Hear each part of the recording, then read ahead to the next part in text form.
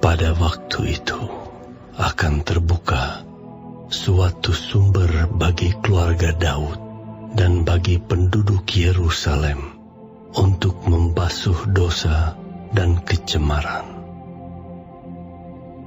Maka pada waktu itu, demikianlah firman Tuhan semesta alam.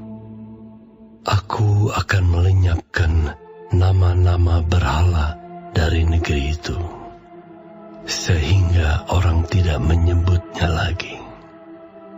Juga para nabi dan roh najis akan kusingkirkan dari negeri itu. Dan apabila seseorang masih tampil sebagai nabi, maka ayahnya dan ibunya yang telah memperanakan dia akan berkata kepadanya, "Janganlah engkau hidup lagi, sebab yang kau katakan demi nama Tuhan itu adalah dusta." Lalu ayahnya dan ibunya yang telah memperanakan dia akan menikam dia pada waktu ia bernubuat. Pada waktu itu, para nabi masing-masing akan mendapat malu oleh karena penglihatannya sebagai nabi. Dan tidak ada lagi dari mereka yang mengenakan jubah berbulu untuk berbohong. Tetapi masing-masing akan berkata, "Aku ini bukan seorang nabi, melainkan seorang pengusaha tanah, sebab tanah adalah harta kepunyaanku sejak kecil."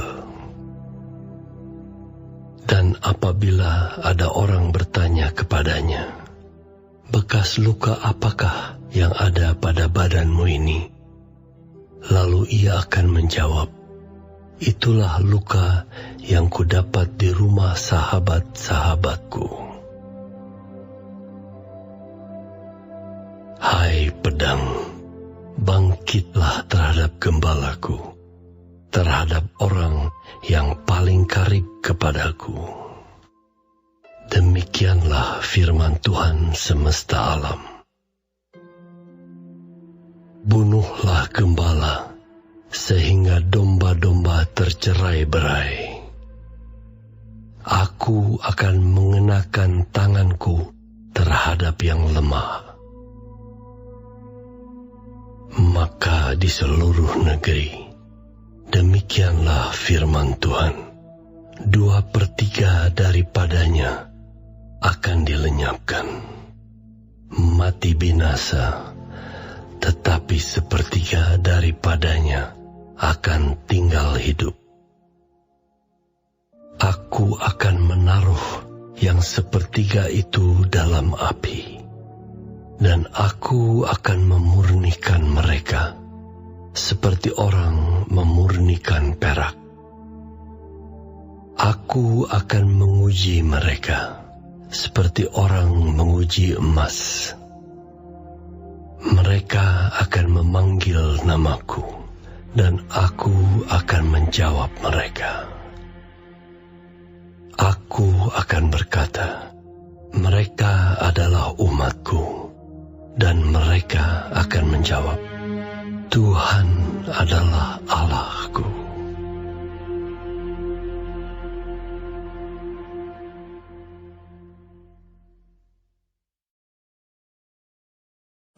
Shalom semua jemaat Tuhan. Kembali kita di dalam pendalaman Alkitab Clear Sight. Sekarang kita sudah memasuki kitab Zakaria 13. Tuhan Yesus memberkati. Menjadi orang percaya memang sederhana, yaitu cukup menerima Yesus sebagai Tuhan dan Juru Selamat pribadi. Namun kekristenan kita akan menjadi gampangan kalau berhenti sampai pada pengakuan nama Yesus tanpa ada perubahan hidup. Allah sendiri akan menguduskan umatnya dari segala bentuk kecemaran, khususnya dari penyembahan berhala yang menjadi penyebab utama keberdosaan mereka di dalam ayat 1-6. Segala bentuk berhala dan nabi-nabinya harus dilenyapkan sama sekali, Bahkan nabi-nabi palsu ini diperhadapkan pada suatu kondisi yang membuat mereka tidak bisa bertahan. Pengudusan dari Allah ini diikuti dengan pengujian di dalam ayat 7-9. Tidak dapat dipungkiri bahwa penyingkiran berhala bagi sebagian orang adalah keterpaksaan. Karena itu diperlukan suatu batu ujian yang ditandai dengan terbunuhnya gembala umat yang kemudian digenapi oleh Yesus Kristus. Dalam kondisi tanpa gembala ini, mana domba yang liar dan mana domba yang taat, kita akan bisa melihat hasilnya.